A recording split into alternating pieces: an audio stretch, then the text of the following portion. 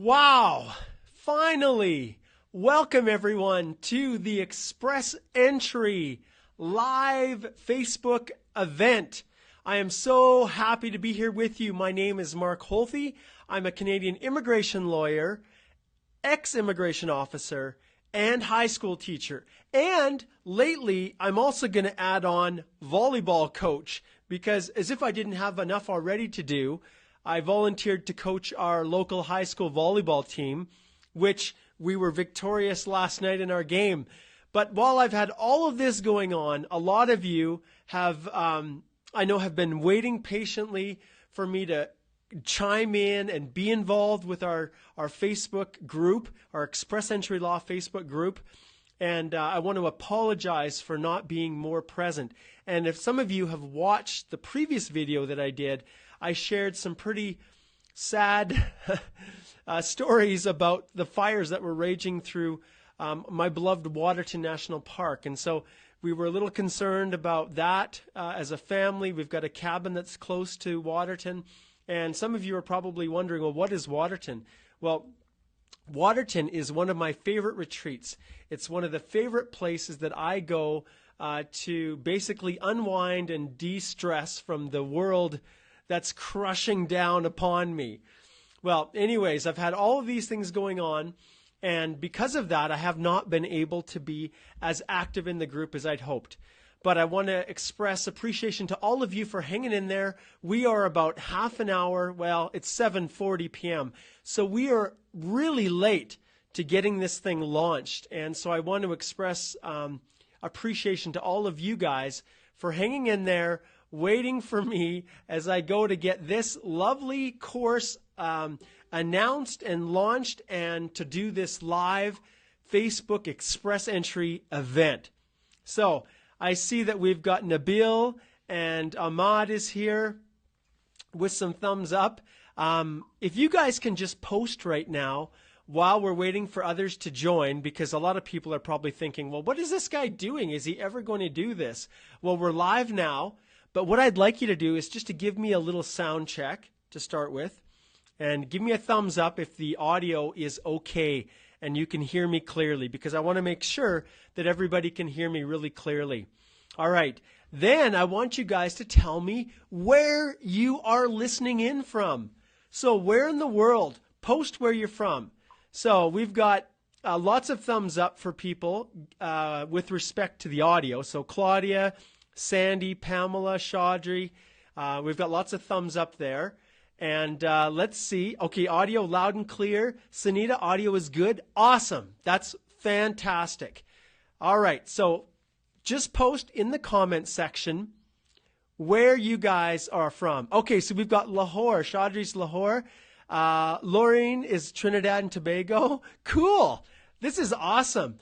Just keep posting. Oh, here they come. St. Vincent. St. Vincent, Sunita, Pamela's in Houston. Pamela, you yourself, you have had to deal with some terrible travesty. The weather is crazy. I hope that the floods are subsiding. I've got some good friends in Houston, and I know that you guys have been battling your own natural disasters. So my heart goes out to you there in Houston. London, India. Vishal is Gujarat, India. Claudia is Germany. Nalini is Mumbai. Obed is India. Awesome. Thank you guys for joining me. This is going to be a fantastic event. And Pamela said, yes, we got flooded. I am so sorry, Pamela. All right. Well, you guys, this is going to be amazing. You can see there's a little bit of a funky glow, and that's because of my lighting situation, which is the bane of my existence. So you can... I unplugged it. All right. This is awesome because you guys, as you can see, I, Mark Holthe, am doing this all myself. So it is real. There is no background fancy people doing this. This is just me. So give me a second while I replug this light in. Give me a second.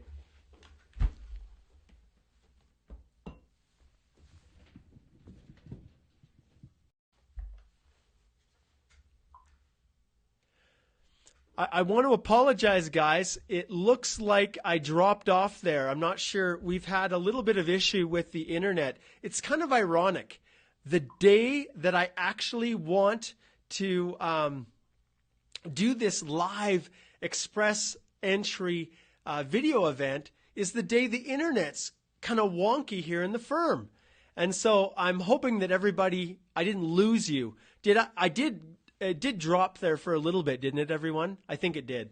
Anyways, I know I'm talking a lot, but anyways, I've got a light here because it's dark now, and we've actually had a little bit of rain today. So I want to express appreciation to all of you awesome listeners and followers who, when I reached out and said, hey, pray for rain, that's exactly what we've got. So those fires are being quenched, and we're getting the water now that really, down in Houston, the flooding that they've had, well, hopefully we're now taking some of that water back here to water the ground and put out the fires and send our dry temperature down to Houston. So anyways, I apologize for any disruption in our feed there, but I think we are just about ready to get this thing on the road. Now we'll wait just a couple more minutes for other people to join us. And then what I'm going to do right now is I'm just going to get a few things ready on my desktop and in preparation for us doing our live event here. And it's always fun when you're trying to talk and do other things. So hang in there, guys. All right. I'm going to be flipping back and forth. It's going to be pretty interactive today. And I have a lot of things that I want to share with all of you. And so I'm just going to clear off a few more things off of my messy desktop here and make some room for us to actually share screens. All right. And I'm going to show you a bunch of cool things that I have set aside. And let's see. All right. I think we're just about in line here. And we've got people already posting questions. Excellent. I want you to hold your questions until the end, and then I'm going to jump back, and then I'm going to try to answer all of them for you. Okay. All right. Happy lawyer. Indeed I am. I'm very happy now. Okay. So let's get this rolling. I am going to share my screen with all of you, and I'm just going to test something out here. I think there's a way, if I share my screen, I'm going to make this large, and then I'm going to go back up to the very beginning here where I want to start. All right, and I'm going to make it full screen. Okay, now what I want to do is I'm going to just bear with me, guys, as I sort through this. This is actually quite entertaining. You guys are getting the full experience here today. Absolutely. All right, so I'm going to go in through here. I'm going to shrink this down. Now, what I want to do is I just need to set this up so that I can get rid of my ugly mug when I'm sharing my full screen. Because I know when I do it, it has a tendency to keep my photo up in the top left corner, and I don't want that. So let's see if I can sort this out here. I'm going to go back here. Okay, and it doesn't look like I am on there. All right. Do you guys, when I go to full screen, do you guys see my image in the top left corner? Just comment in the section here and let me know if you do. So when I go to full screen like this, can you see my image in the top left corner, or is it just my little PowerPoint presentation here? And this is where I'm going to help you guys, have you guys give me a little bit of feedback on this. So, no. Awesome. Woo! We are set. Okay. We are set, folks. Let's get this show on the road. Okay. So right off the bat, this is the, you've obviously figured out, those of you who are tuning in that have not watched anything that I've shared before, this presentation is all about Express Entry. And so many people are asking, well, who the heck is this ugly mug? Who is this guy? And so that's what I want to start off with. And many of you have already heard a lot about my story, but there's going to be thousands of people that are not going to be able to catch this live, because I know right now it's probably about 7:30 or just about 8 a.m., all the way over in India, in Pakistan, where many of my listeners are watching. And so I want to make sure that as we go through this whole process, that I am giving all of the people, even those who are going to watch this as a recording, a little bit of background on me, who I am, and just put all of this into context. So this event right here is all about Express Entry, and I'm going to be covering some essential tips on submitting your own Express Entry profile, as well as once you get your invitation to apply, and we'll talk a little bit about that, your electronic application for permanent residence. So some critical tips and strategies for all of you. Okay, now here is the start, and I am going to make you guys work today. So I have got a special reward for people who actually are tuning in live. Okay? So you guys, I've got a special reward. I better shut this off here. Who actually are tuning in. That's hilarious. I've got a special reward for people who are tuning in live. So turn off your cell phones. Well, wait a minute. If you got your cell phone and you're actually watching this on your phone, then don't turn it off. But you guys need to be ready to take notes. Okay? So that's what I need you to do. So I want you to take notes, and I have a special reward for the absolute best note taker at the end or at some point of this presentation. I have a special reward for you. And that special offer is I'm going to give 3 30-minute free legal consultations with me to the top 3 note takers on this Facebook Live event. All right? So this harkens back to my days as a high school teacher, but the reality is what I wanted you guys to do is to pay close attention. So those who do and take good notes will be rewarded. So stay tuned, and I will tell you exactly when I want you to give me the notes, and I'm going to also have you post it in a certain way. So you have to listen, because you'll be disqualified if you try to post it too soon. All right, here's our agenda. This is what we're covering today. Okay? So right off the bat, I'm going to give a very quick introduction to Express Entry. All of you who have watched the previous videos leading up to this live event will have noticed that I did cover a little bit on what Express Entry is previously. So I'm going to zip through that a little bit quicker. All right? Then what I'm going to do is I'm going to go back here. Actually, I'm going to flip back. What to do if you can't get a proper reference letter. I'm going to cover that. And I'm also going to cover the essential tips on showing proof of funds. Now, one thing I'm going to do is I'm going to jump back, and fortunately, I do have the ability to look at my screen, and I'm going to pull this off because I think it's interfering. So let's jump back to the full screen again. There we go. All right. So first I'm going to talk about that nasty reference letter. Then we're going to talk about proof of funds, because I've had, well, not thousands, but I'm sure collectively over the last few months, proof of funds is a huge issue. How do you show it? Some of you actually need money to be able to establish yourself in Canada, and the government wants you to do that. So how do you prove it? And there's lots of different questions and issues associated with that. All right. And then at the end, I'm going to give you a tip on how to improve your chances of qualifying if you're not yet eligible. All right? So, and basically increasing your comprehensive ranking system scores. Now, this is going to be a little bit off there. A lot of you people may not even understand some of this lingo, but if you have been an Express Entry Law Facebook group member for a while, you will. All right, so let's get to it. Who am I? This crazy character, Mark Holthe, who am I? Well, here we go. I am a Southern Alberta farm boy. You can see on the left there, my mother loved to dress us in our cowboy shirts. That's me with the circle around me. And then on the right, you can see I have my 4-H calf. And that is basically a calf that I raised from little all the way to big. And then we had this show at the end of the year. So that's my calf named Tag. So there he is, the white Charolais calf. I also was an athlete. I love sports. You can see me here. This is at the Western Canada Games. High jump was my event.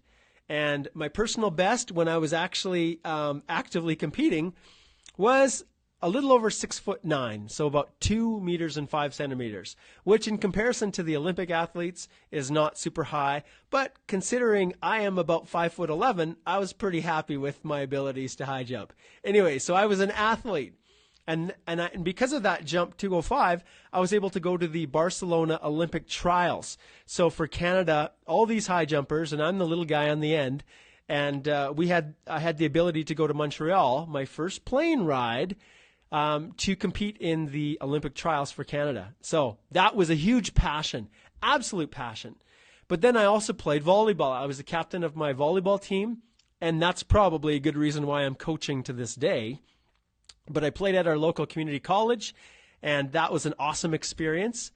And all of that led to me becoming a teacher. And in fact, I wanted to be a phys ed teacher. So this is actually one of my first little lessons that I taught as I was going through school on volleyball. How ironic, isn't it? So high school teacher, athlete, farm kid, I'm just your average Joe. Nothing special about me. Until I started having a family, and I realized that I needed to be going to a different direction, and that direction was law. So this is me at the beginning of, I think it was my first year at the Faculty of Law, the University of Manitoba. And during the summer, and this is the final piece here, I worked as a Canadian immigration officer. And I actually worked right there, Chief Mountain border crossing. And ironically, that fire that swept through Waterton just about took out Chief Mountain. And so that little spot there, right where that stop sign is, to the right of it, I was in that little office. And that's where I worked a lot of the summer as an immigration officer. And there's me with my nice little badge. And that's what got me into this whole gig, doing this stuff. All right. Then this was a happy day for me. This is when I was sworn in as a lawyer. And there's my principal, the lawyer who supervised my articles, and there's my family. Now, you look at it, we're actually missing a member of the family, and that's Michaela. But some of you who've been on our Express Entry Law group have seen her and some of the pictures that I posted of her. But all those kids are big now. And then on the left, there's me and my mother. Here's the crew. There's Michaela, there's Connor, Jessica, my son Adam at the back, and then me and my wife. And folks, this is why I became a lawyer. This is why I love doing what I'm doing. All right, what else has happened in my life? Well, so who am I? Like, who cares? Why would you even listen to me? Well, the reality is I'm a frequent speaker on Canadian immigration. I have presented at a number of different locations. I teach sessional classes at university. I'm a member of the Law Society of Alberta, and I have run the legal education immigration seminars for lawyers for the past, 8 years, 9 years. And I've presented at a number of different conferences, colleges, universities. I teach lawyers, I teach consultants all about express entry and immigration. And that is, to a large extent, what drives my ship. I love teaching.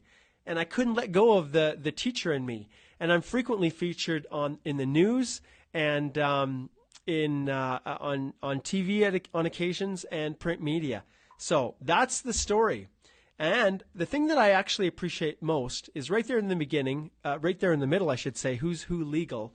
That little logo there, I'm recognized as one of the world's leading business immigration lawyers. And I take that honor very, very seriously because it's voted on by my peers.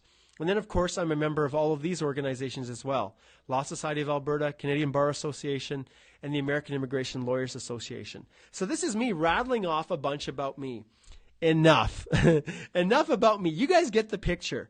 This stuff is something I've got a passion for. And I love doing this. I love teaching people. And so right off the bat, let's zip through for those who are just tuning in and may be unfamiliar what this whole process is. Well, what is express entry? Well, it is the primary way for skilled workers to immigrate to Canada. And express entry isn't a program in itself, but it's the way that Citizenship and Immigration Canada, or as we now call them, Immigration, Refugees and Citizenship Canada manages the various economic immigration programs, and you can see them here. The Canadian Experience Class, the Federal Skilled Worker, Federal Skilled Trade, and some of the provincial nominee programs, but not the Alberta Immigrant Nominee Program where I am a part of. So it's all designed to fast-track PR, and it's designed to allow IRCC to select the best candidates for the labor market. So how does it work? Well, you put your profile, as long as you meet the minimum entry criteria, you enter your profile into the Express Entry pool along with everybody else, and you are ranked against them. Those, every 2 to 3 weeks, who have the highest ranking or above whatever the pass mark is, are given an invitation to apply. So you receive an ITA, and then you have 3 months to actually submit the permanent resident application. The government says within 6 months, we will process or approve 80% of these applications. So can you see this? See how fast this is? It's lightning fast. And so that's what Express Entry is. It's designed to get permanent residence for people quick. Now, what is this all about? How does it work? Well, there are points allocated to each candidate when they're in the pool. And it's based on their human capital. So your age, language, education, and Canadian work experience.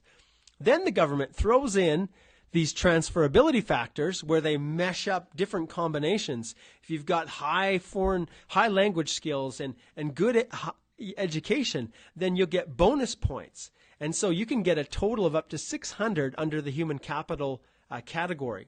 And then there's a whack of additional points you can get. And you can see here, if you've got family, in particular brothers or sisters in Canada, if you speak French as well as English, if you have Canadian education, you've gone to school here, and if you have arranged employment. So if you have a Canadian employer who's offering you a job and supporting your permanent residence, you can get extra points for all of those. So you can see it's all out of a total of 1,200 points. And if you are a single individual, this is the breakdown of those points on the left column you can see here. A total of 500 if you're single. If you're married, ironically, you're somewhat prejudiced because 40 of your 500 points are actually attributed to your spouse. And you can see spouse will get 10 points attributed for their education, 20 for language, and 10 for the Canadian work experience. Okay, so you guys get it, I think, how it works. So if I go back, you can see if you're single, all the points are attributed to you. If you're married, the problem is if your spouse does not have good education or good language skills, then you could potentially lose 40 points. But that's the way the government rolls. So that's a quick snapshot of Express Entry and how it works.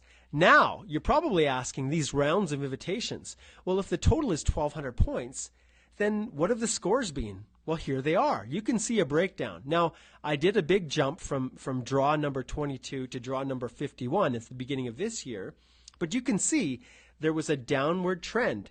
In fact, draw number 65 on May the 31st was the lowest draw to date, 413. But after that 65th invitation to apply, the government then instituted, or they added, points for the brothers and sisters and the French. And so we're wondering now, after those additional points are given for people with family in Canada, if those totals are actually going to start to come down again. And you can see that there was a bump up to 449, and then it went back down to about 433 on the 69th draw, and most recently 434. But I'll tell you, I was at a conference, I remember 2 years ago. And actually, 2 years ago, our National Canadian Bar Association had a conference in Vancouver, I think it was. Was it Vancouver? Yeah, somewhere. And I was on the panel for Express Entry, and the officer said that the sweet spot for the government, at least where they were shooting, was between 350 and 450. Well, we haven't seen anything down below 400 to this stage. But next year will be the first year where they wipe this slate clean, where most of the permanent resident applications are all processed, and we will really see where the scores are going to go. So if you're in that range, 350 to 450, there's still hope for you. All right. The problem is, and this is what I faced, okay? A lot of people will come to me, because I'm the lawyer, because my legal fees are a little bit more expensive, they will come to me and they will usually wait until something bad has happened. I just had to get a little drink there. They'll wait until the very end. They'll wait until they relied on family or friends or someone to help them do their own application, and then something will go wrong, and then they'll come to me and they'll say, Mark, I want to retain you to help me. Well, often at that stage, it's too late and there's nothing I can do. And I'm just like this guy, although obviously my hair isn't as gray and my beard isn't as gray. But couples come to me all the time with just like that fellow on the right with their hands in their hair, realizing, that there's nothing that I can do for them. And they waited and they trusted people that maybe they shouldn't have trusted, and they just went to sources that they couldn't trust. And it's not just them. It's international students like these people who they themselves thought that they could just rely on the internet, they could just trust these online immigration forums or each other and or other people who submitted their applications before them, who then were very helpfully offering them suggestions. But the problem was, just because someone else did something and got it approved doesn't mean that it's going to work all the time. And so all of these people, foreign workers who are here in Canada, who were left with no ability to apply for permanent residence, and even international professionals like many of you who have tried to rely on local agents or consultants who, to a large extent don't know any more than you. Maybe they speak English, relatively well, and so you trust them. But then, before you know it, your hopes are dashed. So I went through all of this. Have you guys felt like one of these people? If you have, just post in the comment. Let me know. Have you ever felt like one of these people, just like you don't know where to turn? Or maybe some of you who have actually relied on people, and when you did it, it resulted in you losing out on an opportunity for permanent residence in Canada. Or you got your application returned and back into the queue. And I can tell you, if you were one of these people, I'm going to jump back here a little bit. If you were one of the people who received a draw with a comprehensive ranking system of 413 points on draw number 65, and then you get your application returned because you trusted an agent overseas or some useless consultant or even a dabbling lawyer, and then you end up like this individual here. Well, just post in the comments if you felt like that. All right.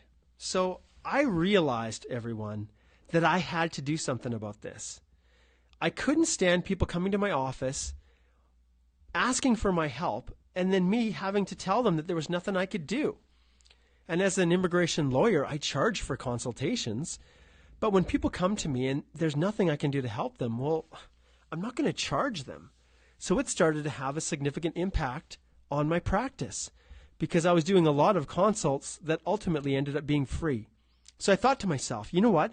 I'm going to do something about this. So I started the Canadian Immigration Podcast, and you guys can go to iTunes and you can actually listen to it. I not only did that, but I set up a whole website.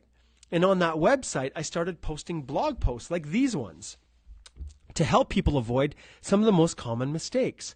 What to do when your Canadian visa application is rejected?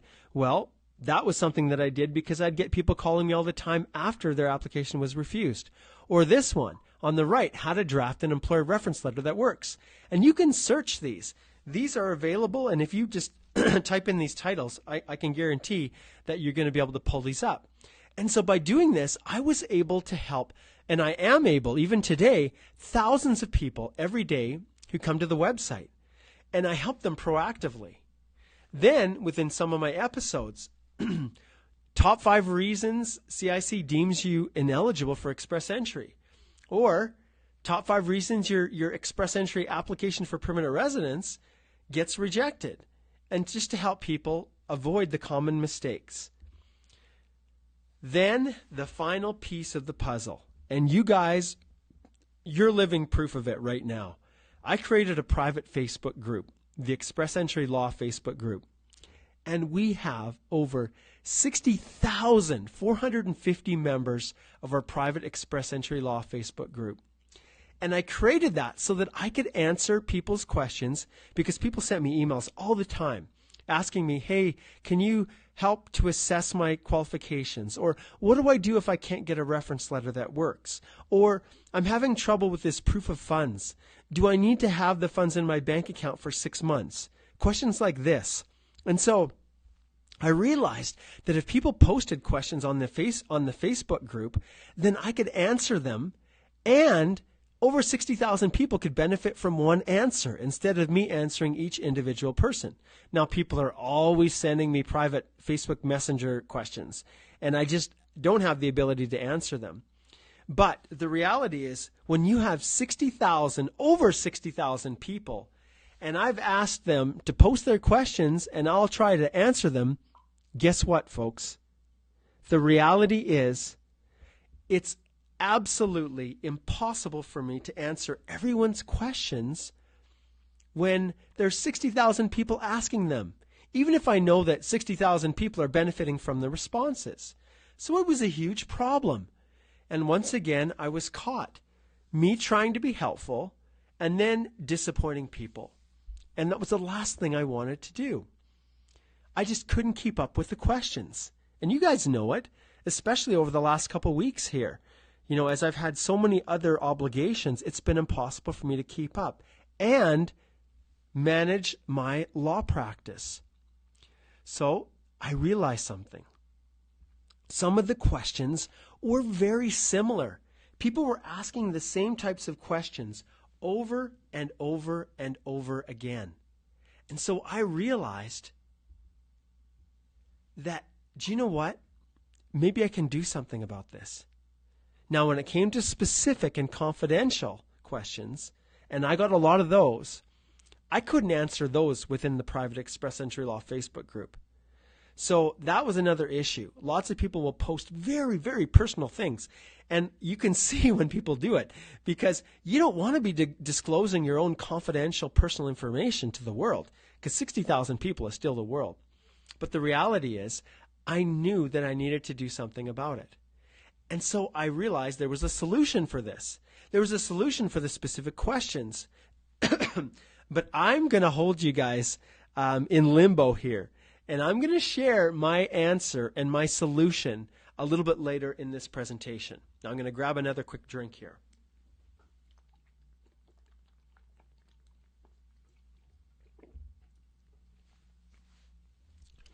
Okay, I have done enough rambling. It's time to teach. First thing, right off the bat, essential tips on showing proof of funds. Okay, so people are probably wondering, well, what is this all about? What are these funds? Well, if you are immigrating to Canada and you do not have a job offer from a Canadian company, and you are outside of Canada, so you're not going to be going through the Canadian Experience class, which is designed for people with Canadian work experience. If those things don't apply to you, then that's really most of the people these days. You can't just arrive in Canada with no money and expect to provide for yourself. So the government requires you to have a certain amount of funds to get yourself established. And it's not a small amount. For example, for one person, if you're immigrating by yourself, you need to have at least $12,300 Canadian available to settle. But some of you may not have that money. So people ask me, well, what do I do? Well, the first thing I'm going to tell you is, are you even required? And like I said right now, if you are granted an ITA under the Canadian Experience class, or you've got an arranged offer of employment, you don't need to worry about it. So settlement funds are not required. But if that doesn't apply to you, then here's what the government requires. They want you to provide an official letter issued by a financial institution, the one, of course, that holds your bank account, and that letter must list all your bank and investment accounts, and it must list the account numbers, the dates each account was opened, and the balance in each account over the past 6 months. They also want you to state the average over that past 6 months, and then the current balance right now. So that's what the government asks you to provide. Well, that letter also needs to list all of the outstanding debts, such as credit cards and loans, and it must be printed on the letterhead of the financial institution and include your name, the financial institution's contact information, and that is what the government asks you to provide when you're proving your funds. And you can see right here, these are the totals. So if you're a single person, $12,300, all the way up to, if there's 7 people in your family, $32,550 is what you need to provide. These numbers go up and down. So if you're listening to this and this video is old, those numbers may have gone up and changed. And then for each additional family member, $3,314. So that's what you have to prove. Well, some people say, well, I don't have that much money. Well, what if I get some money from my family? Will that work? Well, if you're receiving money from family, it has to be irrevocable. It must be a gift that is not a loan. So you can't say, hey, mom, dad, could you loan me some money? Or brother, sister, I'm going to be immigrating to Canada and I'll pay back later. No, it must be an irrevocable gift. And you have to understand, if your bank account shows a large deposit, well, you're going to have to be able to explain it, especially if that large deposit came from a gift from family, or maybe you sold some property to get the money. You sold your home. So if it comes from your family members, then you're going to need a statutory declaration from that family member confirming that the gift to you is irrevocable. So pay close attention to this. What you're going to want to put into that statutory declaration, and there's a lot of different terms. Some people call it gift deeds and all kinds of things. But the reality is it's a sworn statement that describes the date and the amount of funds that were transferred, so how much they gave you. I always include the account numbers for you and the family member gifting the money. So where the money is coming, you want to provide the source of it. Then the reference number, if it's a wire transfer or some other transfer.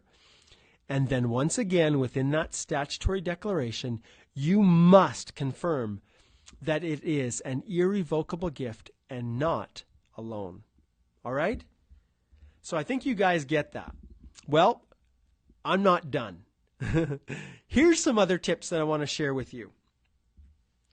Number 1, you can use multiple accounts collectively to show that you have sufficient funds. So it doesn't all have to be in the same account. If you have sufficient funds in one account, then don't worry about the other ones. So you only need to provide the account that has sufficient funds in it. However, if you've got debts or other obligations, you do need to disclose those. And so if it reduces the total available funds, well, at this stage, we don't believe that it's going to be a problem, but it could cause problems if the government had any doubt that the funds that you are listing as assets in your account are actually going to be available for the purposes of you settling in Canada. You cannot use property valuations, so it doesn't work. You can't go get your home appraised and then say, here, government, look, my home is worth $100,000 Canadian, and here's the property valuation to prove it. Because property values are so inflated in many countries, they are not accepted as proof of funds for express entry. And you must remember that any funds that are encumbered, in other words, they are tied to some other debt that you have, those it just doesn't work. So they must be unencumbered. All right? So there is my helpful tip on proof of funds. Oh, and don't forget, you can't use borrowed funds, so no loans, which I've already stated. All right, I'm going to get another drink here, and then I'm going to show you how to solve the specific question problem.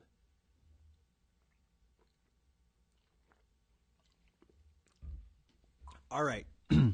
So it's really difficult for people to understand what's a general question and what's specific.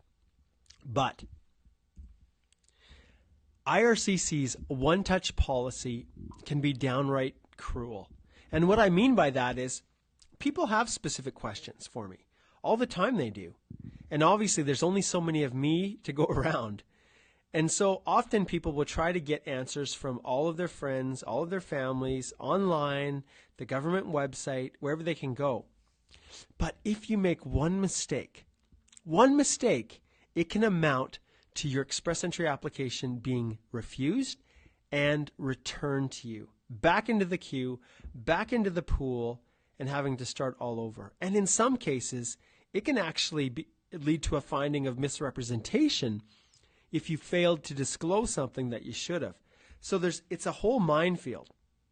And so it's no wonder that people have specific questions. The stakes are super high. Like I said, if you make a mistake, it can literally mean the difference between you immigrating to Canada and losing that dream of being here. And many people just can't afford to get it wrong. You have to get it right. So despite what IRCC says about doing it yourself, some people just need a little extra help. And that's why I created the Express Entry Law private Facebook group, so that we could help one another. And some of the people in that group are amazing. They take so much time to help one another. But the reality is, a lot of the advice is very, very general, very surface oriented. In other words, people are basically answering questions based on their experience, which is really good and it's helpful. But sometimes a person's experience may have worked just because of the officer that was adjudicating the application, and not because it's the exact policy of immigration. And that's what I see happen a lot. People rely on answers that are general in nature or from the experience of someone who did it before them, and then they get a different officer who didn't take the same position and refuses their application. So some people, they just need a little extra help. And so here is, before I get to that secret, it is now time. It is time for all of you to go and post a picture of your notes now in the comment section of this live video. Now I'm going to go and I'm going to see if I can pull it up. Let's see how this works. It's going to be a little crazy, so bear with me. Okay, I'm going to go here to our Facebook page. I'm going to expand this up, and then you can see me blithering on here. I want you guys to post it right here under this live video. Let's just see here. All right. Okay, so post it under our live video. I'm going to shift back here.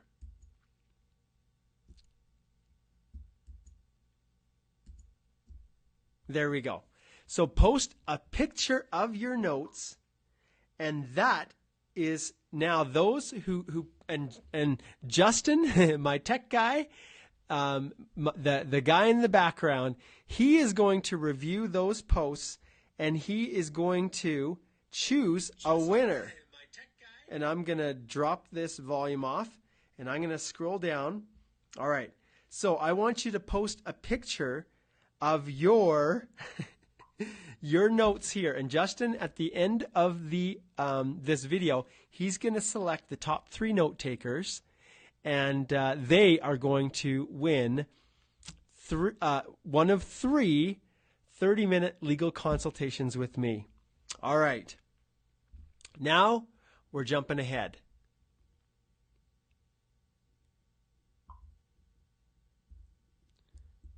Actually, just give me 1 second. I want to see something here.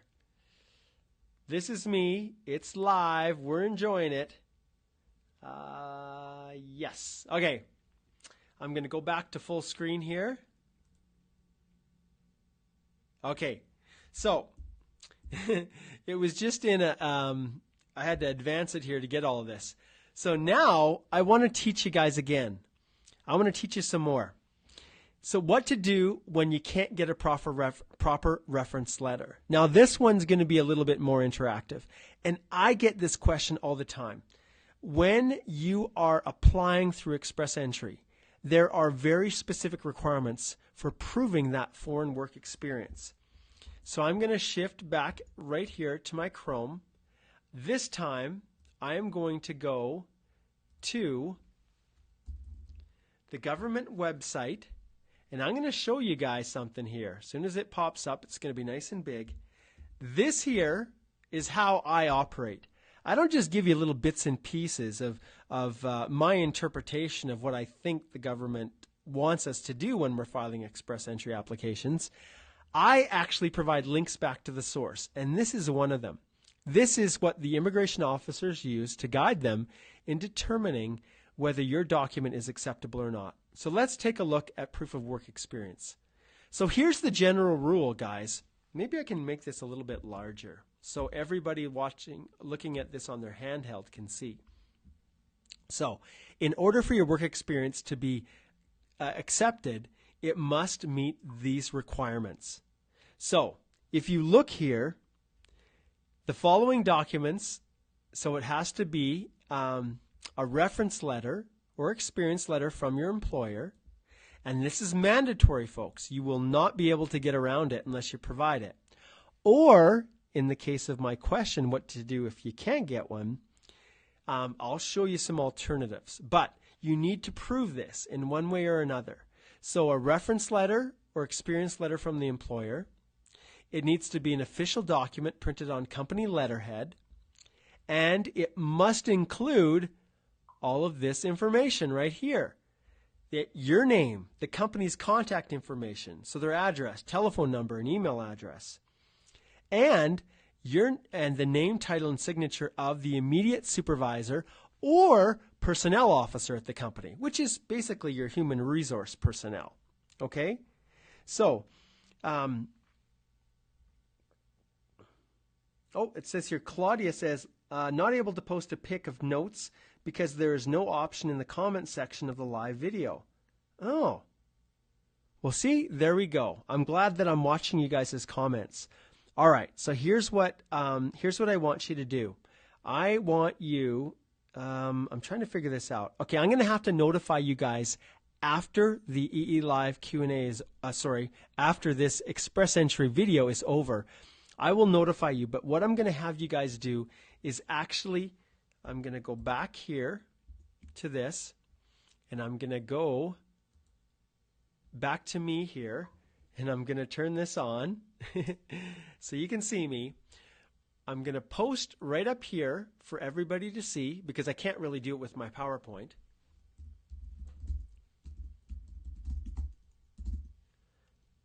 Right here is my email address.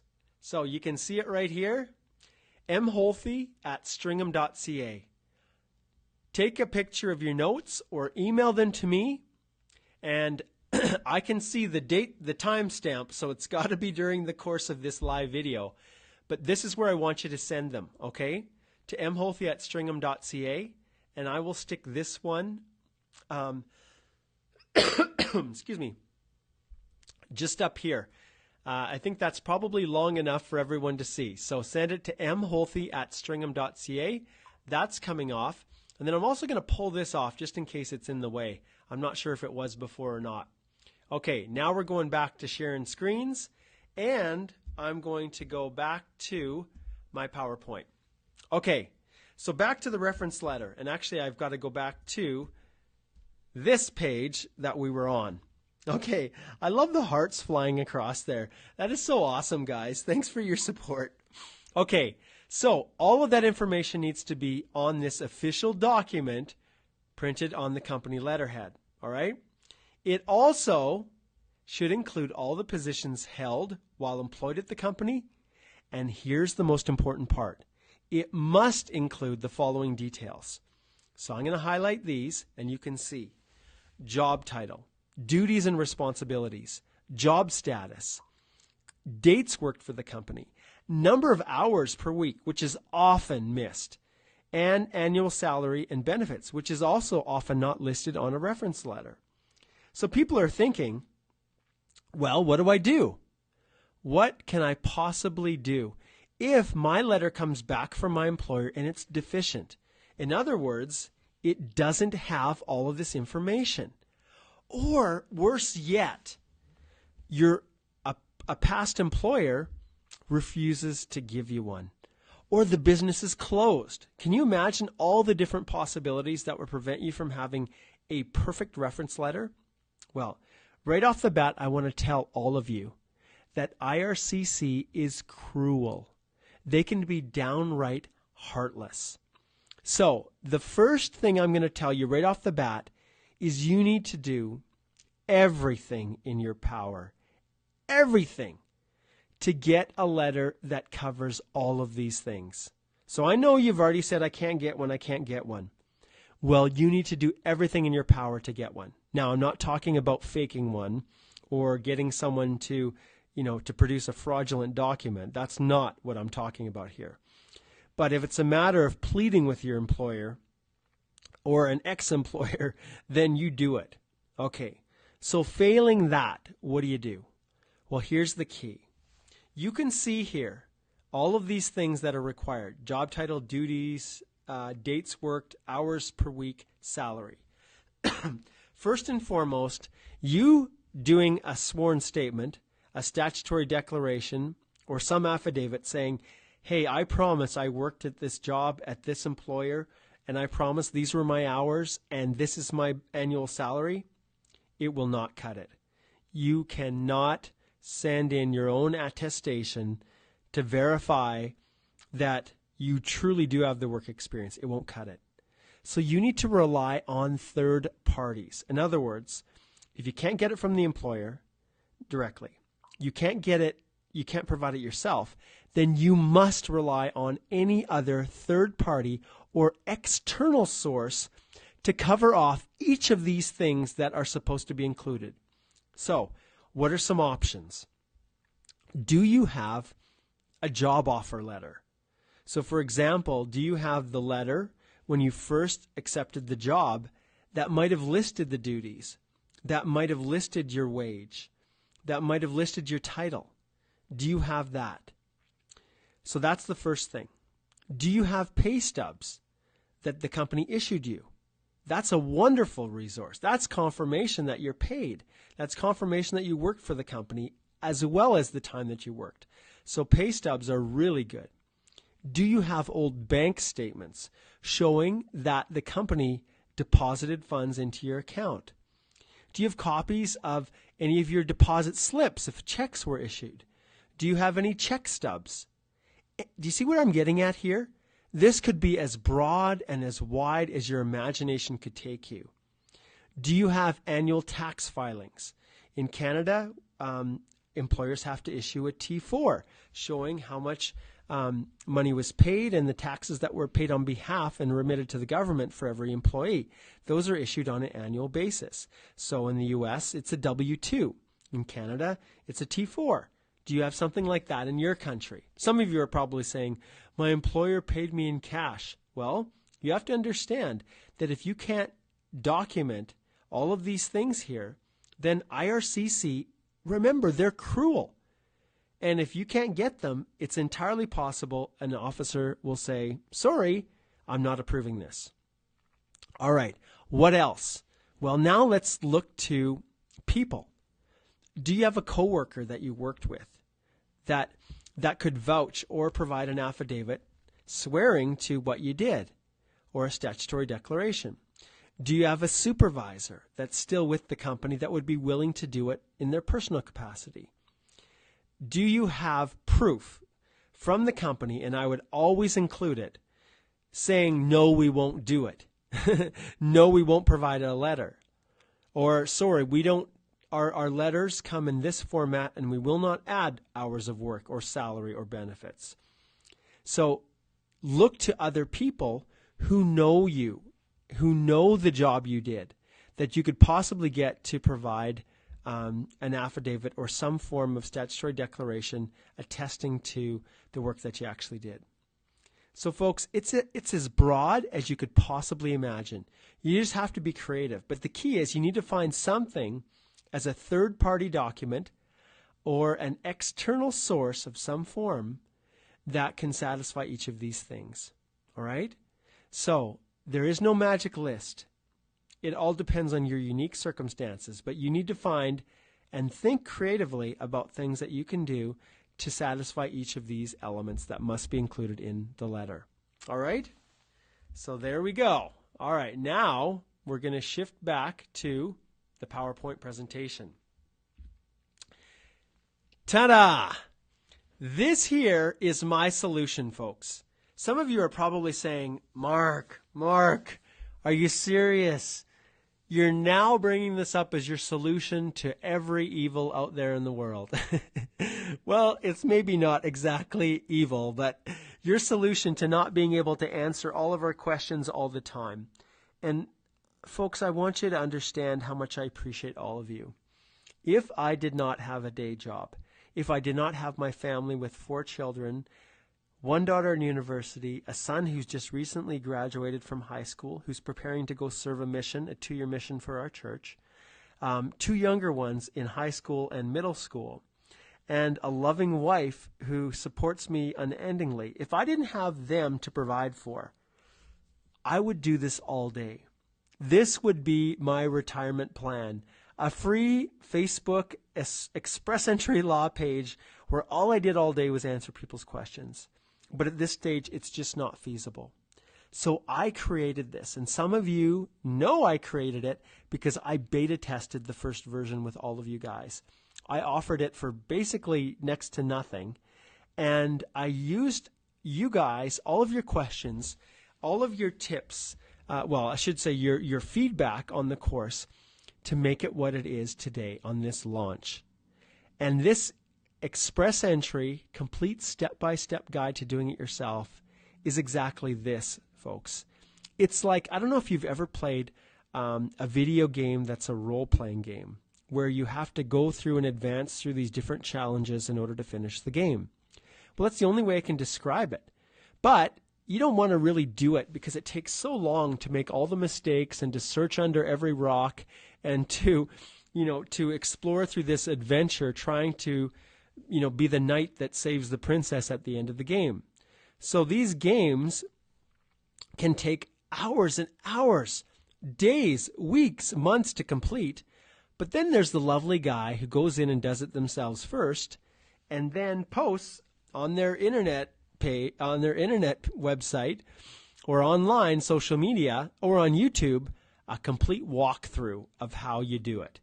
And so you can zip through and still experience everything, but you just follow this step-by-step process. Well, everyone, that's exactly what I created with this. I took this and I created it so simple that my 12-year-old daughter would be able to follow it and apply for her own Express Entry. I honestly believe that. And so those of you who maybe struggle with the language a little bit, or maybe are just not tech savvy and just are really struggling with understanding how to submit your own application, your own Express Entry profile, and completing your EAPR, I created this step-by-step guide to maximizing your chance of getting your Express Entry application approved. So I created this for you. I created it for all those people who wouldn't normally come to me, but would only come after they screwed everything up and wanted me to save them. Well, I can't save you, but this is what I did. So I created this guide to provide something that was at a lower price point, but still contained all of my knowledge, all of my experience, everything that I poured into it. So some of you are asking, well, what are the benefits? Like, why should I do this? Well, you have access to a resource you can trust versus taking your chances with the internet. And right off the bat, you guys know what I'm talking about. There's 5,000 other Express Entry private Facebook pages, and some of the people who've started those pages jumped on my site as well and then decided to open their own, right? Who you know nothing about them. You know nothing about their backgrounds. Maybe they're just someone who's done it themselves and figures that they're the experts. But the reality is that's simply a risky proposition. And so I've created something here that you guys can trust. Second, significant time savings. You know what it's like? I've talked to you guys. You spend hundreds of hours, some of you, hundreds, figuring out what you need to do, researching questions, going online, asking questions on Facebook groups, trying to puzzle your way through, going to the government website, and you waste so much time. Well, some people have got time to burn and they don't care. But others, for just a few dollars Canadian a month, you can have a direct walkthrough of the whole process, saving you, literally, you could probably do it in a couple hours. I'm serious, if you had everything together. That's how efficient this process is. And finally, like I alluded to, dollars. In fact, thousands of dollars in representative fees. I'm slowly starting to understand, especially Asia Pacific, what some of these agents, some are illegal, some are not even authorized to help you, but I'm now starting to understand what they charge, or even consultants, or dabbling lawyers for that matter. And I can tell you that just by doing it yourself, with a little help from me, and the Express Entry step-by-step guide to doing it yourself, you guys can save thousands and thousands of dollars. So, what are the three? Number one, it's a resource you can trust. And you guys know me. The 60,000 people on the Express Entry Law Facebook group, you know me. I don't just throw out answers, but I provide this source repeatedly. You can save significant time and save thousands of dollars in rep fees. But you know what? Don't listen to me. I asked some of the people who have already purchased the course to share their thoughts. And I didn't tell them, I told them not to script it. I said, speak from your heart, and if it sucks, you tell me. But I want you guys to give me, if you're willing, a video testimonial of whether or not you think this Express Entry step-by-step guide to doing it yourself is actually worth it. So, folks, have a listen. Rashima, I'm a dentist practicing in India. I'm here to tell you that how is this step-by-step guide. Initially, when our family decided to migrate to Canada, we had many doubts in our mind that how to proceed. Some people told us that we should consult an agency. Some people told us that we should proceed by ourselves. Then accidentally one day I found this group, Express Entry group on Facebook, and on searching on this group I found this step-by-step guide by Mark Hall. After subscribing this, I must tell you that it is a very nice guide, very clearly and crisp made guide by Mark Hall, and it has cleared many of my doubt, and I must say that it has by proceeding by this procedure by myself, I saved hard-earned money, a lot of hard-earned money, and I highly recommend this guide to everybody out there who are aspiring to migrate to Canada. And I thanks Mark Hall for making such a nice guide, and I wish him a great success in future, and I wish that he'll continue helping people like us who aspire to migrate to Canada. Thank you. All right, there you have it. Now, I think Sunita said that you couldn't hear very well, and that's the story of my life. The reality is, excuse me, the reality is there's going to be some technical glitches, and I was trying to figure out ways to be able to share this with you so that you guys could hear it well. When I turned the mic I turned the mic around at the end of it, and after I turned the mic to it, did that help to increase the sound? So, Sunita, because this is important, this dentist from India, Rashima, she's awesome. And she used my guide, and she was the first one that was willing to step up and provide me with a video testimonial. And remember, these guys not only paid for the course, but were willing to do this without any, without getting anything in return from me. Now, for many of them, I offered to give them a free consult if they were willing to share their thoughts. But at the end of the day, these guys, the testimonials that they share are their real life experience using the course. Okay. Okay, so Sandy says I had to turn it up, but I could hear it. I did see your clip the other day, though, so it's okay. All right. And some of you, I'm going to post these clips as well so that you can watch them again. But I didn't want you guys just to hear me talking about my own course and extolling how awesome it is without actually taking the time to share real live, users of the guide. All right. Next thing I want to tell you is that there is a 100% money back guarantee. 100%. If you guys go on there and you start using it and you say, man, this thing sucks, then, well, one, right off the bat, I want you to give me feedback so that I can fix whatever aspects of it that you feel suck. But there is a 100% 30-day money back guarantee. So there's really absolutely no risk to all of you guys. And when you purchase the course. All right. I have something else for you. Take a look at this. I charge $5,000 Canadian in legal fees. And I know that there are consultants overseas, outside of Canada, and other consultants and lawyers in Canada that charge even more than that. Some charge less, but on average, that's the cost of hiring an immigration lawyer to represent you fully.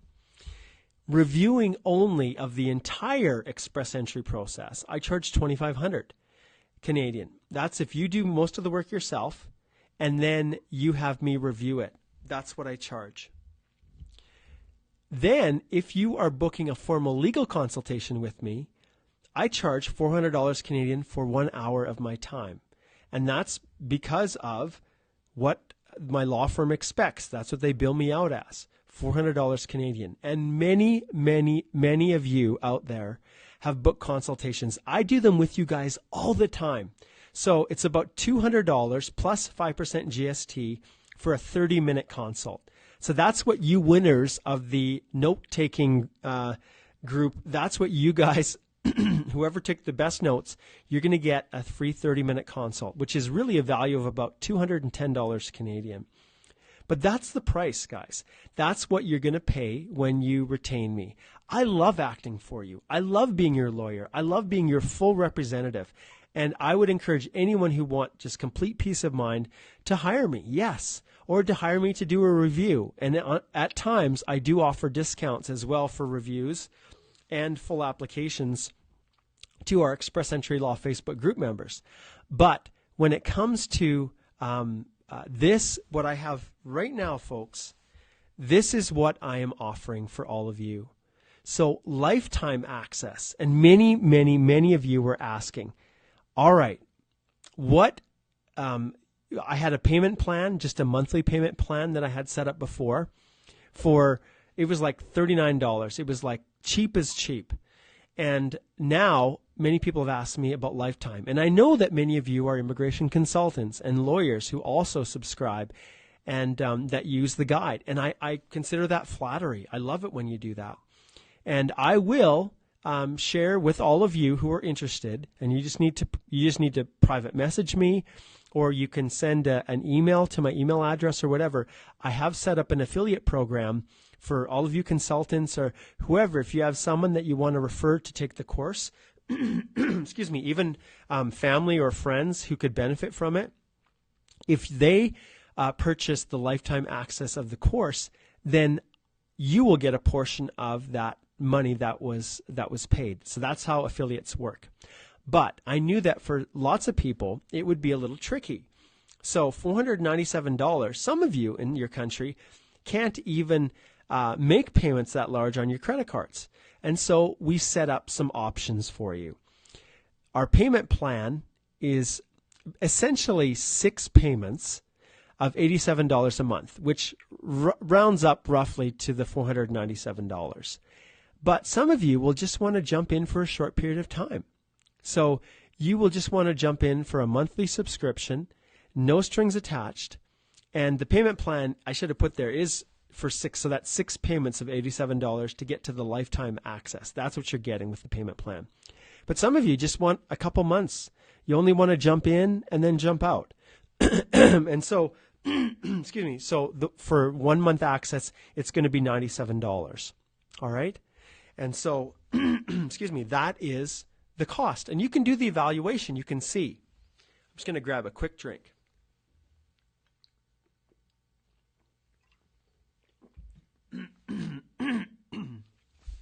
All right, I'm back. But I have something that I want to share with you guys. And because you guys are all here, you're watching live, I have a special offer for all of you. And the offer is going to last for 7 days after the conclusion of this live video. But I'm offering 50% off the regular price. So that is 50% off of the $497, 50% off of the $87, 50% off. No, it's not actually. The monthly subscription doesn't have a discount because it is just monthly.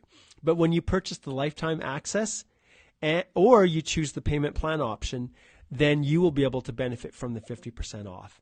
So that is a huge savings to all of you guys. And it's only going to be for the 7 days, and then it's going to close.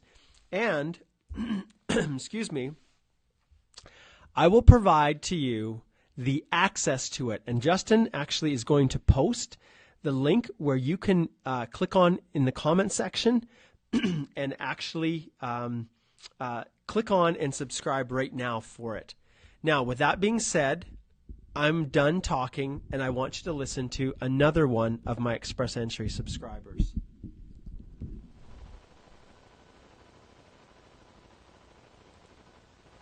Hello, my name is Marta. I'm originally from Colombia. I have only recently started using the Express Entry step-by-step guide, and I have to say it has been a great assistance. Even though the IRCC website has a great deal of information, in this guide that Mark has put together, he addresses some of the most commonly asked questions. He fills in the blanks, so to speak. And as a person who likes to be 150% sure of what she's doing, I have to say the guide has provided me with the reassurance that I needed to make sure that I'm going through all the steps correctly, that I'm addressing the process the right way. So my recommendation to you is use it. It is a great tool and it will definitely help you. Awesome. So there you go. Hopefully you guys could hear that one a little bit better. The one message that I got from this fine subscriber in Colombia is peace of mind. So the reason she bought it was because she wanted to have peace of mind in knowing that the way she completed her profile, the way she completed her EAPR, her electronic application for permanent residence, that it was actually going to work, that she wasn't going to miss something. And that for her was the value of the course. All right. I'm not done teaching you guys. I'm going to give you one last special bonus. And these right now are my top 5 things to do to increase your comprehensive ranking system score and to increase your chance of success. So I'll consider this my special bonus because we're kind of into overtime now. But you know what? I can't help it. I love teaching you guys. And so every opportunity I can, I'm going to continue to do that. So here's my top 5 list. Number 1, improve your English language scores. Now, I'm going to jump back and forth here. You will see here, and we'll go with the married one. But you can see that for language, you can get up to 150 points. But not just 150 points. If you look down to point number 4, transferability, there's up to 100 extra points that are up for grabs if you have a high enough Canadian language benchmark. So there is a minimum Canadian language benchmark of 7 for most of you overseas. In order to be able to qualify to be eligible for Express Entry, you need to have at least a CLB level 7 in all of the 4 abilities: reading, writing, speaking, listening. It's not an average, it's at that 7 level. Well, if you are at that level and you find that your comprehensive ranking score is just too low, it's under 400, one of the best ways that you could ever increase your total points is to rewrite the test. So if it's the IELTS, study and rewrite it. If you can bump it up to a level 9, which is not easy, folks, it will astronomically increase your chances of success. Okay, the next thing is improving your education. So you can see here too, there's 140 points if you're married. That's up for grabs if you have high education. So the question becomes, most people have bachelor's degrees. But if you could go one more year and get a master's, then that may just be enough to push you over the edge to get extra points. And even possibility a PhD. But if you can maximize your education, then that also is another possibility. Now I want to state right here that improving your education is always a challenge because it takes time. And if we go back here, right at the top, the next highest is age. So there's a certain sweet spot. And once you pass that sweet spot in age, which is right around 30, every year that you age and that age increases, you lose points. So after you reach the age of right around 30, you start to lose points every year that you age. And so obviously, if you are taking additional education, your education points are going to increase, but your age will decrease if you're over 30. So you need to balance it out. You need to take a close look at the points you're actually getting for your education to determine if it's worth it. But that is another way that you can do it. Okay, the third one, which now is actually really tough, is to secure a job offer from a Canadian company. So if you can actually get a Canadian company to offer you a job, and there's a very specific way that they do it, they have to obtain a labor market impact assessment, and that has to show that there's no Canadian or permanent resident to do your job before they can offer it to you.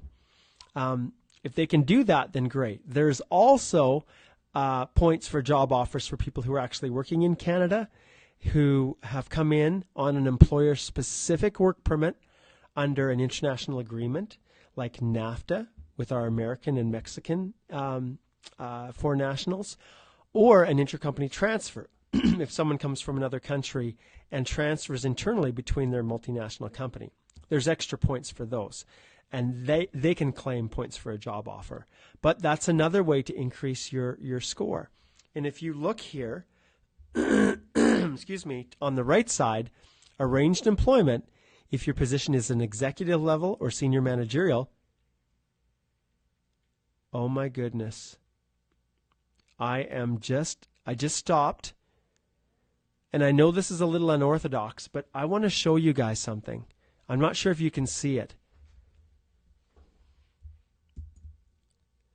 I know I'm so dramatic, but I've got to show you this. I'm going to go in here. I'm going to go back here. I'm going to turn my light on. Maybe the light, I shouldn't turn it on. But I want to show you something.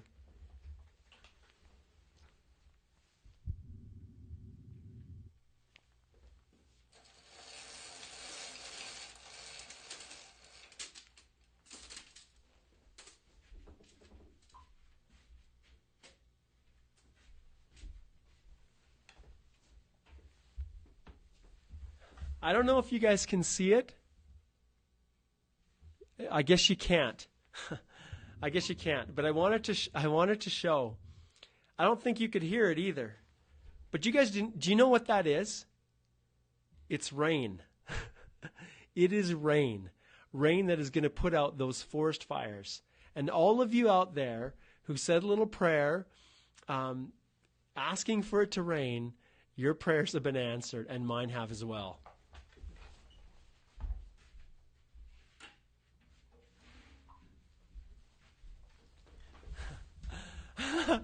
I am so excited. I am so sorry, you guys. I am so excited. That is so fantastic. Anyways, I'm sorry for that little distraction. Those who are watching this as a recording are going to think that I'm crazy. And that's fair. I am pretty crazy. But hey, this is me. This is live. And I am super excited. I can't believe the rain is coming down. That is so awesome. Yes, he is, Tamal. God is great. All right. I'm sorry. I'm going to get back on track here, but I couldn't believe it. I could hear it hitting I could hear it hitting the window out there. All right. Let's get back in. Claudia, it doesn't rain on the south side. All right. Okay, we're back. So now to get back to what I was trying to teach all of you about. So what I was talking about is the work experience. So the arranged employment in Canada. So if you are a senior executive level, if the offer is for a senior executive level position, you can get up to 200 comprehensive ranking system points if you have a job offer. If it's every other regular job offer, then it's 50 points. But folks, that can make, the difference between getting an invitation to apply and not. So that's how important that job offer is. And the Canadian economy is a little slow right now. So there isn't as many jobs out there. And so, if it picks up, there's going to be more opportunities. But right now it is kind of tough. All right. Number 4, consider coming to Canada and studying, and then transition to a work permit and get Canadian work experience. And so if we jump back here, you can see under point 2 on the left column, you can earn up to 70 extra points for Canadian work experience.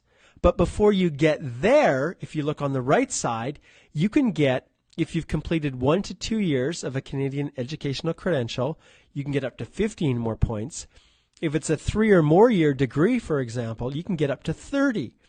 So if you can get a study permit, you come study in Canada, get those extra points for completing your studies, then you work and you can get extra points for Canadian work experience. Now, don't be deceived.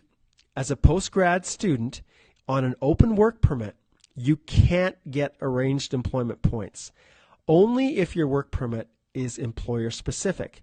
Now, your employer could love you and decide to get a labor market impact assessment to support your job offer, and then you would be eligible for those 50 points, or in rare circumstances 200 if you were just a really intelligent person who got a senior executive level position. But the reality is, I haven't transferred back to the screen. I'm so sorry, you guys. All right, let's try this again here. I need to transfer back to the screen. I'm sorry. There we go. Okay, I think I'm good now. I'm laughing here. You guys are so patient, and I'm so grateful that I've got... Okay, Justin is like, hey, where's the PowerPoint? Everybody's saying that you need to change back to the screen.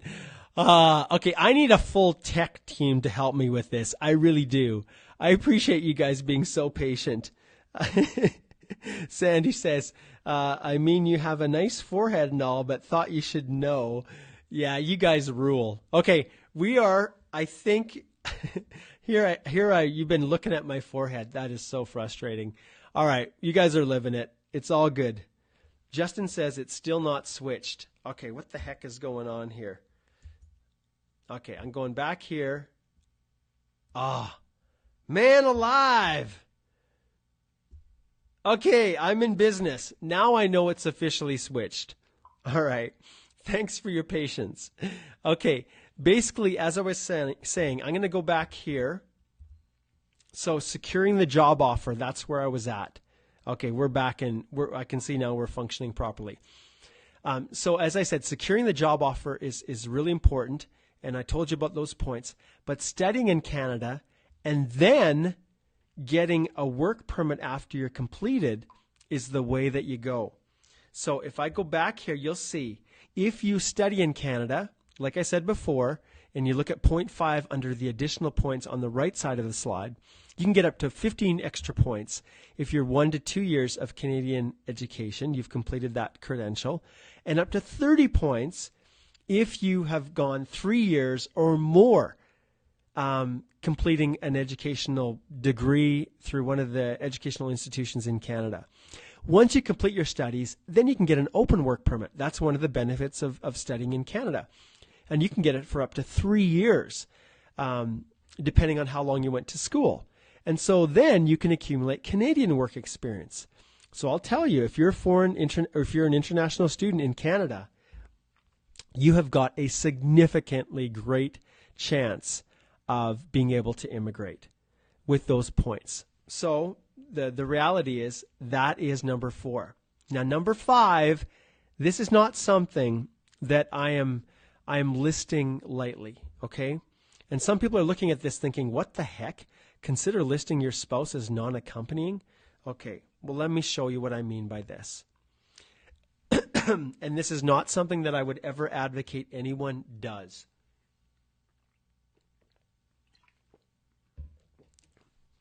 But, excuse me, but it is something that some people have to consider. If your spouse has low education, language, and Canadian work experience, you're essentially losing 40 points as a principal applicant. So some people realize that, you know what, it's going to take me time to settle in Canada anyways. And so because of that, maybe it makes sense for me to actually come first and then sponsor my spouse after I become a permanent resident. And one of the ways that right now, as you land as a permanent resident and then sponsor your spouse after, it usually takes about a year to do a spousal sponsorship. But that spouse, if you choose to go down that road, in order to reclaim those extra 40 points you see there at point 3 on the slide, if your spouse is non-accompanying, then they are not assessed. And so those 40 total points attributed to the spouse factors are going to go back to you as a principal applicant, and you're assessed as if you're single. And so this is what I wanted all of you to understand. It is a significant advantage if you're one of those people who are sitting at 400 points and you know that you're not going to be able to increase it. This might be one way to consider doing it. And so once you land, you can then sponsor. Now, some of you are probably thinking, well, is there anything I can do to not have to wait so long to be apart from my spouse?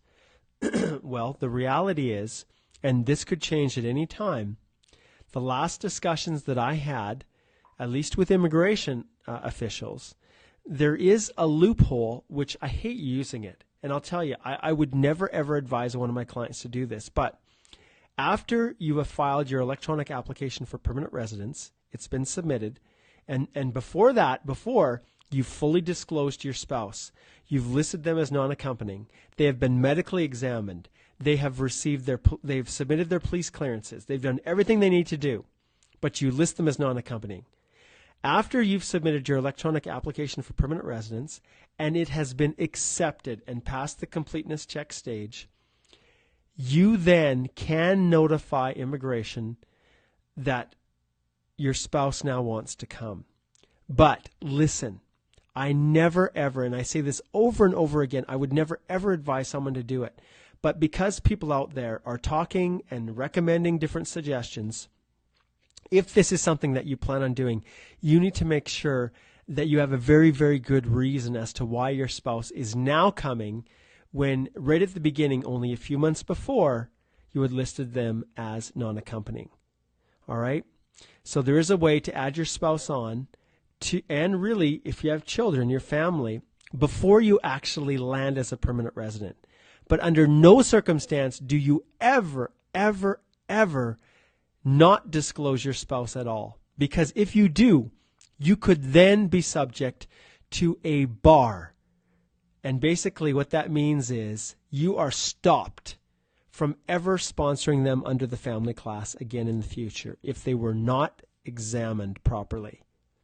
So that is my list right here. Considering listing your spouse as non-accompanying is the last one on the list. And those are the tips and suggestions that I've got for increasing your score if you do not yet have a high enough score. All right? That's the bonus, folks. All for you guys because you're awesome.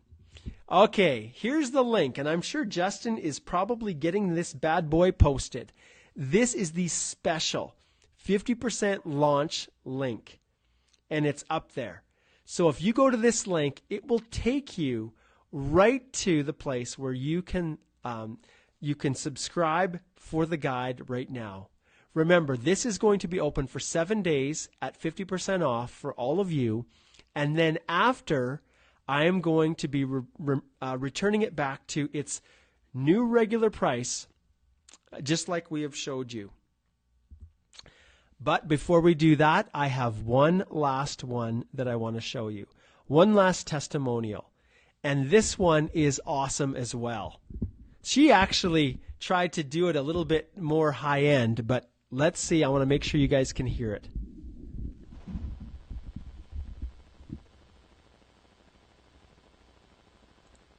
Hello everyone, my name is Altanay Murzabekova. I'm from Kyrgyzstan, but I'm currently based in Eastern Europe. I work as a media officer for an international organization focusing on security issues. The decision to purchase the step-by-step video guide by Mark Halsey came to me as I started facing difficulties when filling out the application for Express Entry system. I had many questions related to how to navigate the system, how to fill in the documents, and what documents to submit. Now I'm still going through the process of applying to the Express Entry system. It has been 2 months since I've been using the step-by-step video guide by Mark Halsey, and it has been great help for me. It is really guiding me through the whole application process and giving answers to specific questions that I didn't know where to search for. And these answers I found on Express Entry, not the CIC official sources. What I really like about the Express Entry step-by-step video guide is that it is very thorough, very detailed, and it will provide you with more than enough information for you to successfully complete your profile and to successfully apply. The frequently asked questions section will also help you will also offer you a range of solutions to some non-standard situations and difficult cases, and that you might find useful as well. If you are facing the same difficulties as I did at my time, I definitely recommend you to purchase the step-by-step video guide by Mark Halsey.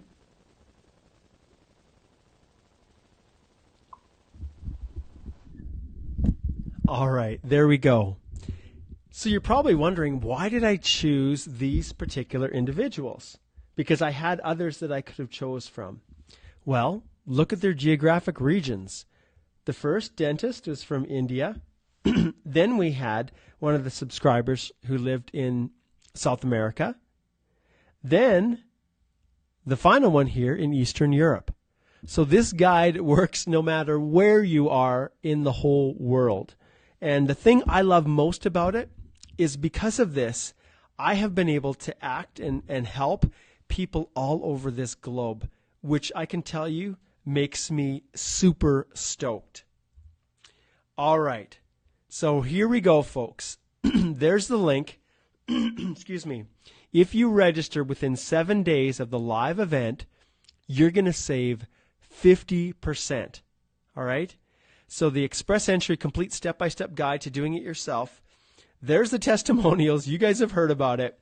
It is open for you. I created it for all of you guys. And so if you want, remember, lifetime access is regular $497 Canadian. You will get it 50% off if you subscribe within the next 7 days of this live event. All right? And Justin's been posting the links, and he's also been posting where you can watch the videos live. So go to the comment section and find Justin Holiday's comment posts, and there are links where you can listen and watch the video testimonials yourself. All right? Okay. I think, yes. Now it is time, because all of you guys are so awesome. I'm going to jump back here and go full screen. Sweet. Turn on my light because it blinds me. It was so good when I was doing these during, like, it's getting darker earlier here in Canada. That's what it does. And so as I was doing this during this time, usually it was light out, and the windows in this office are awesome. They are so awesome. And so the lighting was just perfect. But now I've got to do all these different contraptions when it's dark out to make it visible for everyone. But Sandy asked, is it still raining? Absolutely. Oh my goodness. And do you know what I just realized? I rode my bike to work today. Oh my goodness. I feel like some high school kid, especially these stupid braces. That was another discussion. I know some of you in the past, my last EE Live Q&A, I lamented the fact that I had to get these braces on. But hey, I'm doing pretty good. I'm learning how to talk and it's not injuring me too badly. Anyways, you guys are awesome. I appreciate everybody that's hung in there for so long. So now, even though it is about 9:15 Mountain Standard Time, it's pitch black outside. I'm going to have to get on my bike and ride home in the dark. Fortunately, there's street lights, and not too many people are out there looking to mug me when I'm riding by on my bike when it's raining outside. But it's going to be heaven. Feeling the water splashing up on me from the tires, it's going to be awesome. I can't wait to see all those fires out. But for those of you who have been kind enough to stick around, and it's kind of funny, I've got all this stuff here. Those of you who have been kind enough to stick around, I am going to take the next half hour at least and just answer your questions. If you have questions about the course, or if you have questions just about Express Entry in general, just fire away and let's have fun. So you can post them now. So Ahmed says, great to see you live. You bet, Ahmed. It's awesome to have you here. Sandy says, I'll be sharing the link to a couple people I really think will purchase it. Hey, that's awesome. And I'll tell you guys, I don't want to push anything that I don't believe in. And given the legal fees that I charge, I love it when you hire me. I love it. I love fully representing you, walking you through the whole process, taking everything off of your hands so you don't have to stress about everything. In fact, I'm the one who's stressing about it to make sure it's correct. But for those of you who are in other countries where your dollar doesn't go as far, you guys, I've created it for you. It's at a price point that's affordable. And I'll tell you, this guide is going to teach you how to do it in a way your consultants will never understand. So I'm going to stop these feeds here quickly so I can keep up to them. All right, so let's go to the first question. Sandy, who's been so patient. Okay, my partner has BA honors, which was 3 years, and a master's, which was 1 year. Am I right in saying that his master's would simply be considered the fourth year to his degree because Canada don't value 3-year degrees and 1-year masters? Do you know what, Sandy? You are actually wrong. If your degree, it depends on where it's from, okay? And ultimately, you're going to go, excuse me, ultimately, you're going to go and get it assessed by one of the educational credential assessment agencies. But it is entirely possible that it could be considered the equivalent of a 3-year degree plus another degree of one or more years. So it could be considered 2 degrees, or it could actually be considered a master's, right? Because you're going to get points for a master's level degree. And if it's accepted as that, then great. It just depends on where the education was taken. But I have seen times when people had programs that were condensed, that were completed in a shorter period of time, but they still equated to a full bachelor's degree in Canada. So the only way you're going to know, Sandy, is to just go ahead and get those, educational credentials assessed. Okay? Great question. Okay, Deval says, one of my friends from India has received the notice of interest, notification of interest from the OINP. Currently, the OINP e-filing portal seems to closed and not accepting new applications. But when is it expected to reopen?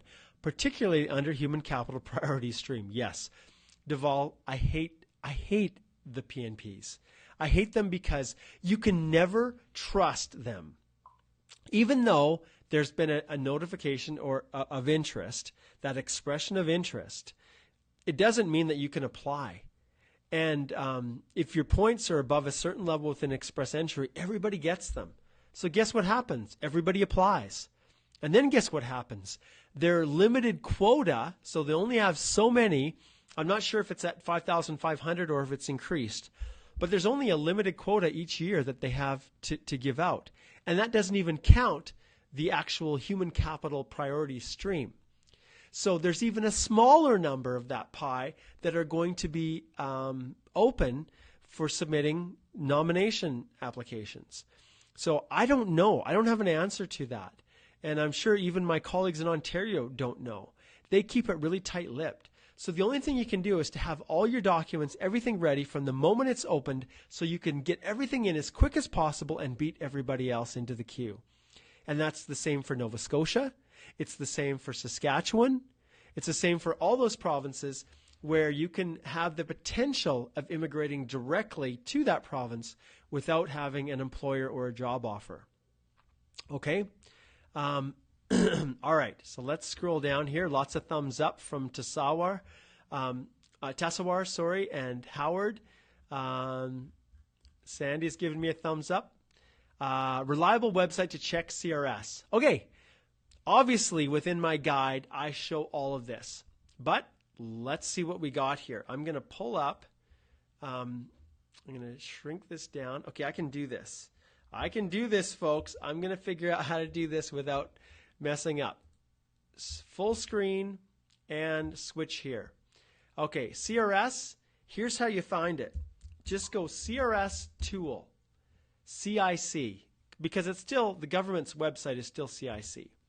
Okay, this is it. It's the Comprehensive Ranking System Tool Skilled Immigrants, right here. Okay, and I don't know, Justin maybe can try to post that link, but if you just type in Comprehensive CRS tool, actually, it will take you here, and then you can assess it. So you don't need to go to someone else's website, and you know who you are, with that has their own express entry calculator. You don't need to worry about that. All you need to do is go to that website, and you are good to go. All right, so I'm going to jump back. So that's where it is. Okay, next question. Vipul says, about my wife, can I make change in application after submission? Okay, well, as I said before, you had better indicate your spouse is and that you are married when you submit your application.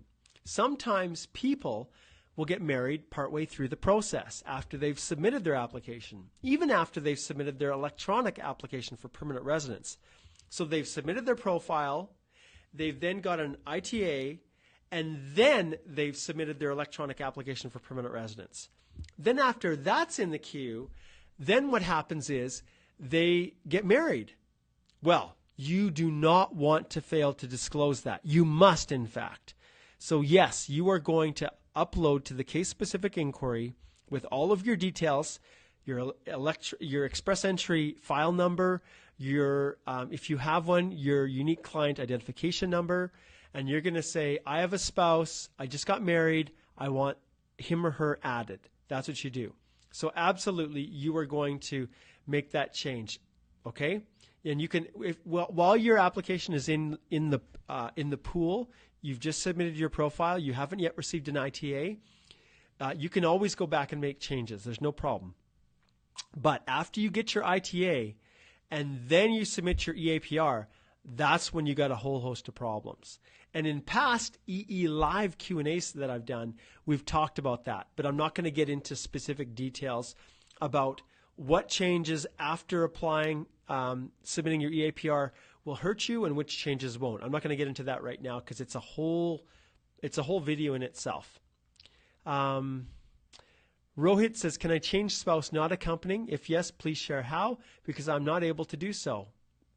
Well, what happens is, wow, Rohit, do you know what? I'm gonna create a separate video just for that, okay? I'm gonna show you guys in the next EE Live Q&A. So stay tuned, Rohit, and I'll show you guys how to do that. Okay, Claudia says, what to do with reference letters if you were self-employed most of your life? Aha! Okay, let's go back to the, I'm going to shift back to our page here. We're going to go to this site, which is our completeness check site.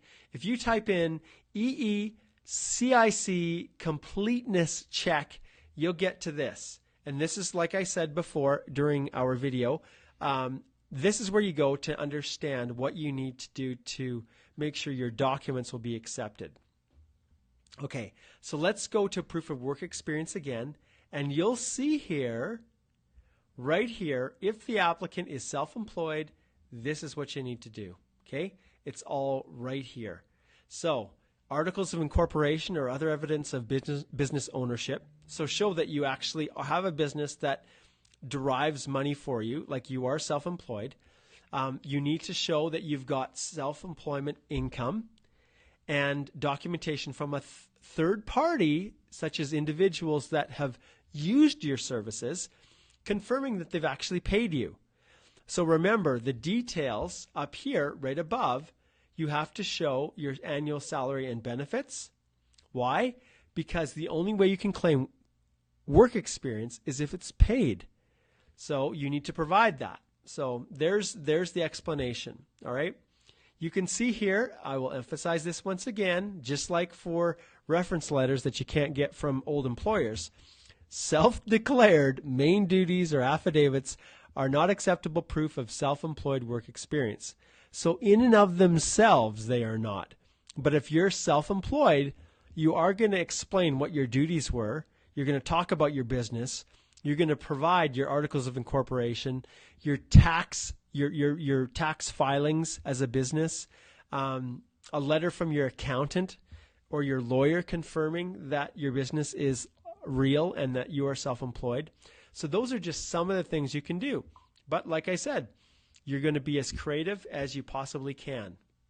Okay, let's flip back and my ugly mug again.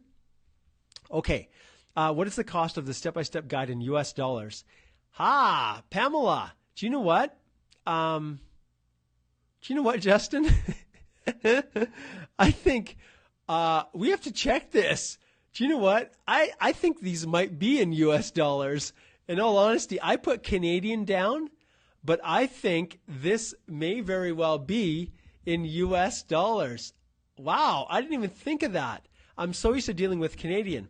Our hosting site is a US company, and they're the ones that host the whole course. And they're an online course hosting company and called Teachable. And I actually believe that this is US dollars. So I am so sorry for the confusion. All of you who are looking at it, now I'm going to have to post a message indicating that this is in US funds and not Canadian. So at least I think that's the case. Justin, you and I, we need to sort that out. But I believe, if I'm not mistaken, yes, Justin said this is in US dollars. So there you go. Problem solved, Pamela. That'll make things easier for you guys. Okay, Nalini says, is it possible to private message you, Mark, with your questions? Okay, Nalini, I get hundreds, almost thousands of questions every week through Facebook Messenger. And it is physically impossible for me to answer everyone's questions privately. So the reason that I have created the Express Entry Law Facebook group is so that people can post their general questions there. And then when I answer them, like I said, it benefits the 60,000 people that are doing it. And it will benefit the 10 or 20,000 people who actually watch this video. I fully suspect it's going to be that high. So when I answer your questions, they're benefiting as well. But when it comes to private messages, because it's one-to-one, that's when I charge for those specific questions. And that's where you can book a consultation. So when people send me a private message, I turn them back to the group, the Express Entry Law Facebook group. I invite them to purchase the course, which is full of Q&As. Actually, do you know what? While I'm here, and because this is mine and I can do whatever I want, I'm going to take a second, and I forgot, I was going to show all of you awesome people the course. And this is it.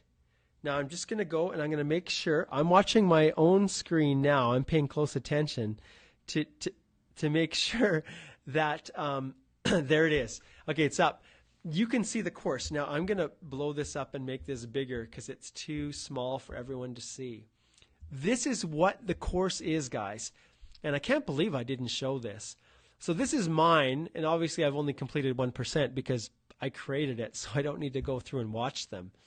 But the first module is all about learning the basics. Welcome to the Express Entry Guide. What is it? How the CRS works. Those of you who know it, you can skip right through it. That's the beauty of this. Then I give the next module is all about preparing to submit your Express Entry profile. So the top 5 things to do before you submit it, then how to register for your MyCIC account, and then are you even eligible? Some of you who have Canadian work experience, you'll have a different eligibility standard than those who don't have Canadian work experience. Okay? So this is the entry, and then once you've got your MyCIC account set up right there, then we get right into each of the modules which correspond to every single section of the profile stage. So lessons 8 here through all the way down through 22 are all about the profile and getting your ITA. And because some of you are single, I have sections devoted strictly to the principal applicant. Others are married, then you can watch the ones for your spouse. And then once you've got those on the profile stage, then I talk about just some general information on submitting your profile. Now, I did leave in here how to register with the job bank. Some of you may want to do it. It's not strictly mandatory anymore, but I did leave it on there just in case you did want to put your profile in and someone miraculously finds you and offers you a job. Then I talk about your profile, the summary page, which is generated once you submit your profile, how to update your profile after it's been submitted, and some of you have asked questions about that. Then what it's like to receive an ITA, what it looks like, and how to deal with it. Then we get right into one of the most important parts, which is completing the electronic application for permanent residence. So all the different sections associated with it, for you as a principal applicant, for your spouse, and now there are sections for dependents at this stage. And then the overview of once your forms have been completed. Then I have a section devoted strictly to the document checklist and the documents that you have to upload, submitting your EAPR, and then sometimes you might need to upload documents after your EPR is submitted, and then ultimately the passport request. And then this is the part I'm the most proud of. These are the FAQs, and these all come from you guys. You guys are so awesome. So what I've tried to do is to break them down into general headings so that they're easier to search. Okay? So all of these, work experience, education, language, job offers, you can see they're all here, language, everything relating to these various topics, proof of funds, medicals, police clearances, and the list goes on and on and on. So there you go, guys. This is exactly what it is. And in each one, and I'll scroll back here, in each one of these, it is an actual video tutorial, and I'm just going to see if I can start it here.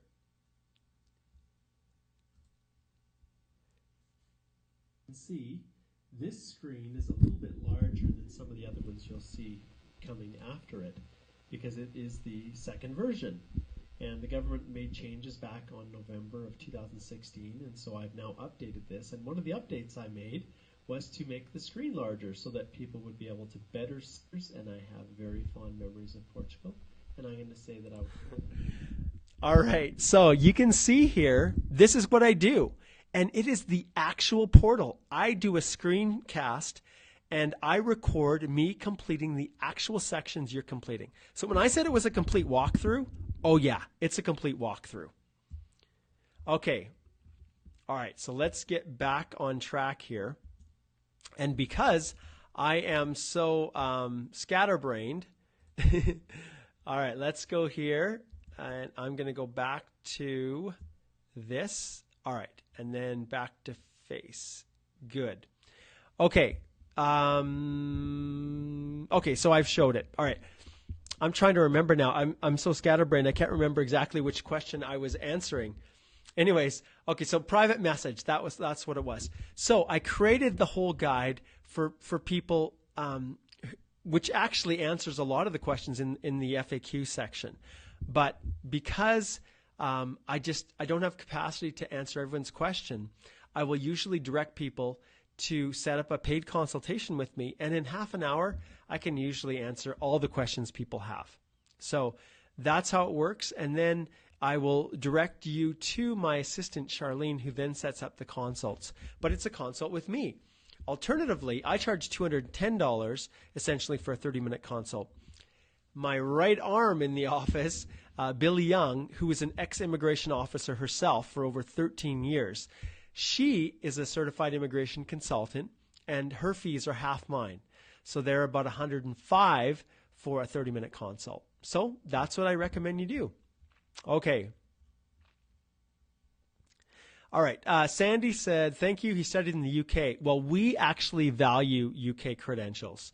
So you'd be surprised. There's a good chance that it might equate right across. Okay. Zulfikar says, CRS is 380. If I get in IELTS 8777, my NOC, do this NOC require a person need to be pharmacist? I'm having dual master, MBA, MA. ECA is 2 bachelors of 3 years. Okay. Whew. This is a lot. So, Zulfikar, I'm not sure exactly what your question is. Okay, I think what you've asked here is, does the NOC require a person to be a pharmacist? Do you know what? This one, Zulfikar, is a little bit too complicated. I'm going to come back and try and answer this one after the video is over, okay? And I'll try and post a longer response in the link. Okay, Tamal says, hi Mark, I'm having a bachelor's and a certified executive MBA completed here in India at the private university. Will it be counted as a master's degree? Tamal, the only way you'll know is by getting an educational credential assessment. And I'm sure that you guys have probably already seen this, but I'm just going to keep going back and offering as much helpful advice as I possibly can, because that's what I do. And we're going to go here and we're going to type in CIC ECA. And that should take us right here to Educational Credential Assessments. So everyone all over the world needs to go here, and they need to select one of these designated organizations for educational credential assessments.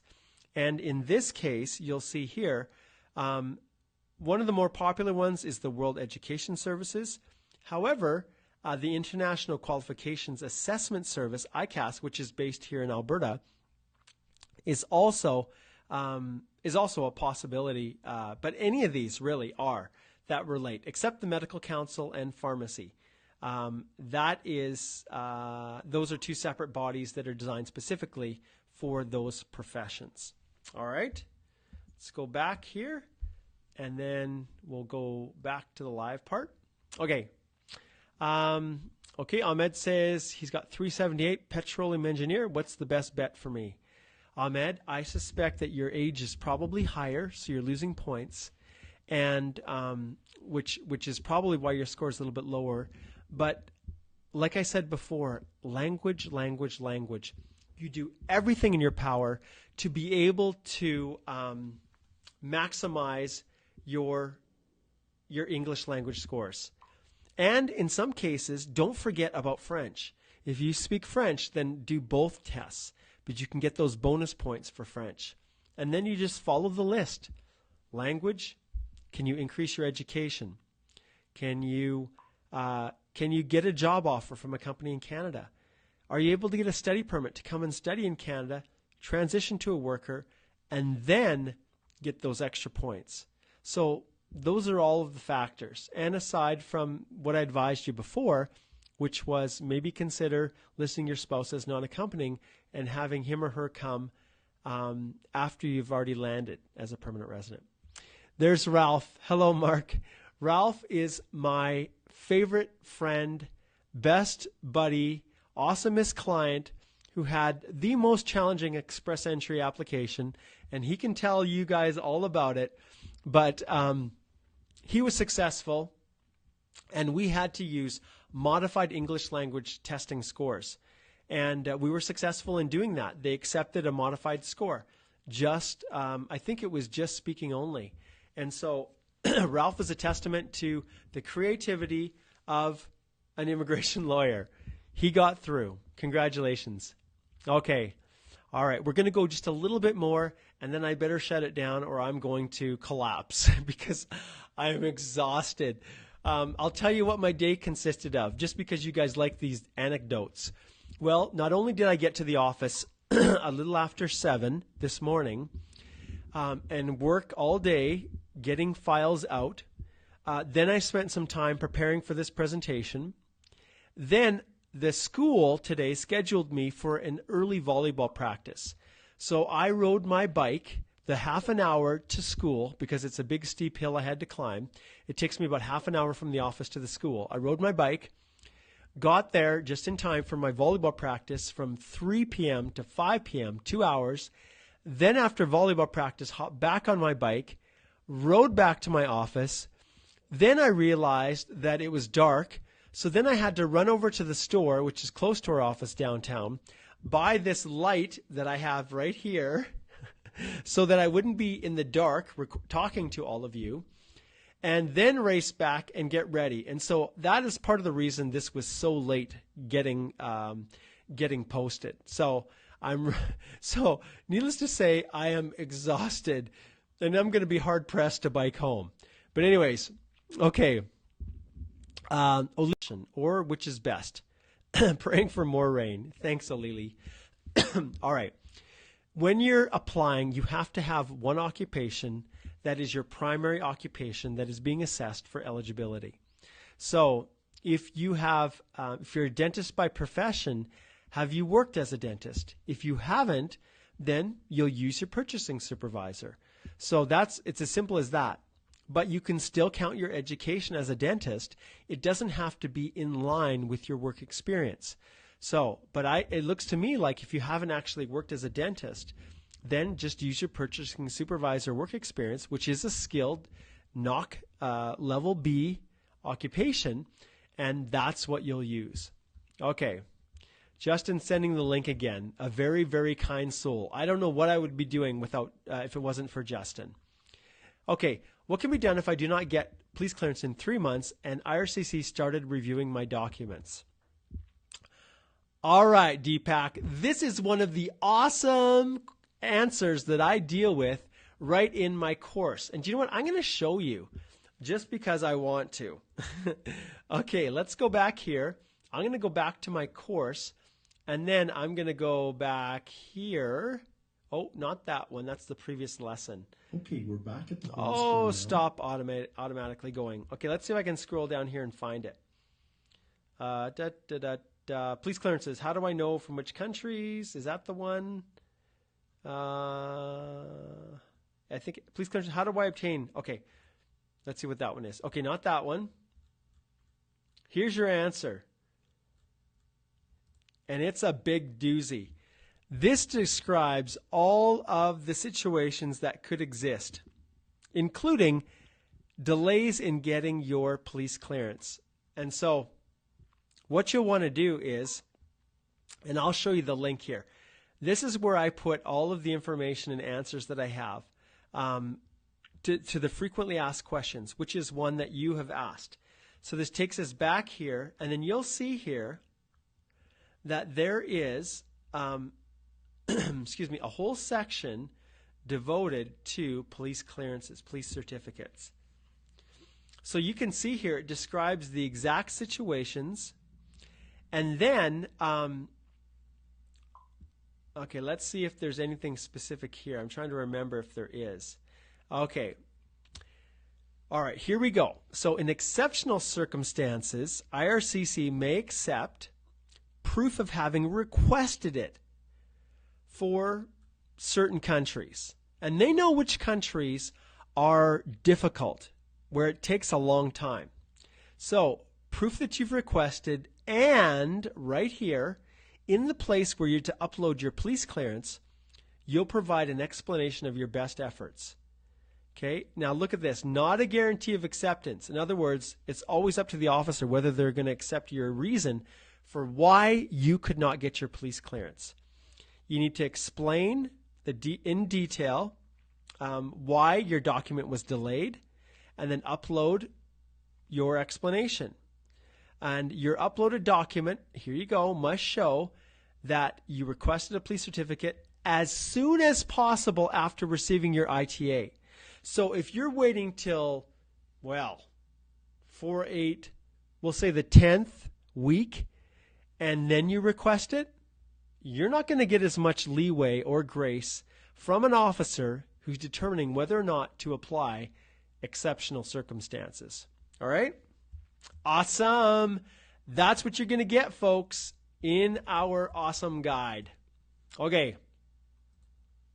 Here we go. Great question, says Sandy. Okay, Ahmed says, is IELTS?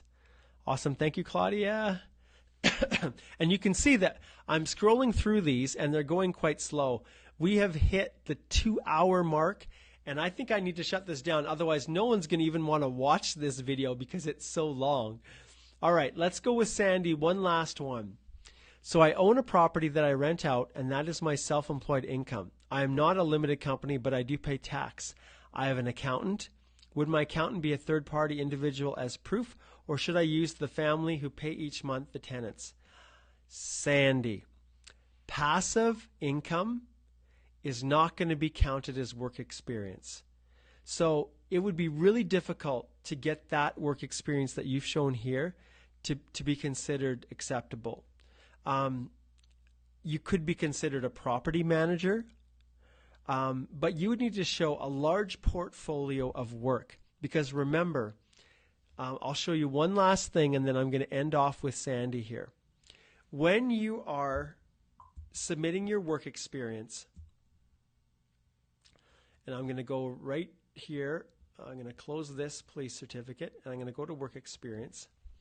You must meet, actually no, this isn't where I want to go. I'm going to open up a new window, and I'm going to go FSW eligibility.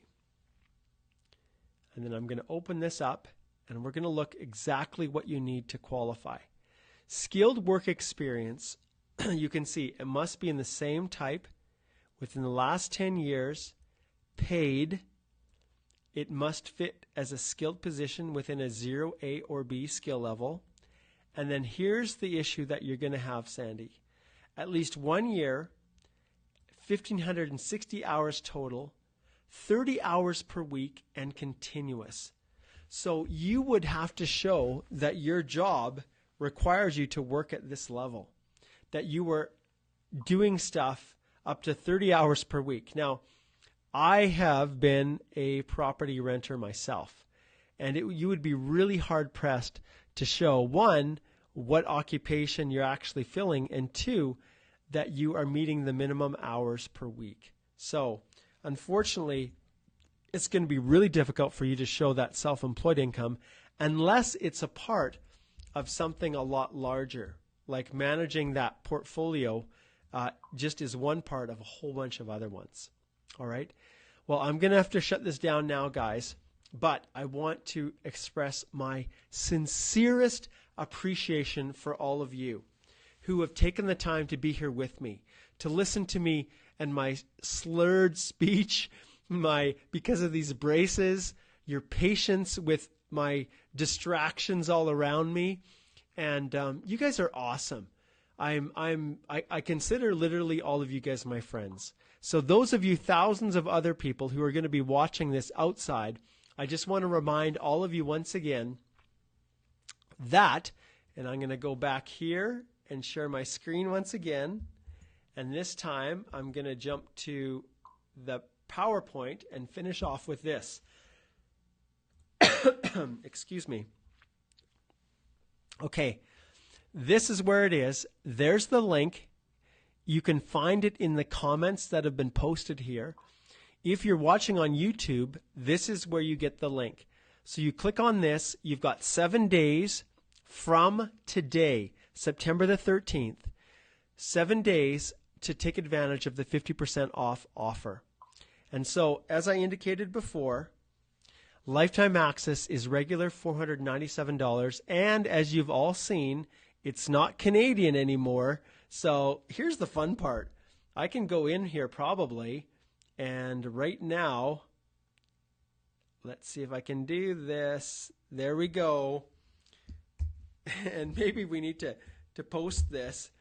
There we go. It's officially changed, everyone. $497 USD is the cost. So I better save this and go back to full screen. Hopefully it will go back to full screen. Now I've got this little ugly window. Could not be saved. Whatever. I don't care. Okay, so it couldn't be saved. We'll sort it out later. Anyways, now my computer's saying, Mark, it really is time for you to go. Anyways, I'll leave this up here as the last screen, the last thing for you guys to take a look at. This is what allows me, this course is the thing that allows me to offer all of the free advice, all of the free guidance, everything that I do. It's because of this course. It allows me to supplement my income so that I can take the regular hours during the day. Well, the reality is I do it during the evenings and justify all of the free advice I'm giving. So if you're interested as well in becoming an affiliate, then Justin and I just leave a comment, or you can even private Facebook message me and express your interest in becoming an affiliate. And we'll provide you with information, and we'll give you your unique access code that you can give to people when they are purchasing the course. And when they put that code in, then that will result in you receiving a benefit for that. All right? So that is the scoop. Thanks so much for tuning in. You guys are awesome. And I'm going to shift back now to me here and my ugly mug. And just once again, like I said, express appreciation and thank you for being a part of this. And I will throw up. Well, not literally throw up. I will post this back up here. Express Entry, the complete step-by-step guide to doing it yourself. Buy it. It's worth it. Take care, everyone. Mark Holthe, Canadian immigration lawyer, ex-immigration officer, high school teacher, and high school volleyball coach, signing off. Wishing you all the best as you navigate this crazy world we call Express Entry.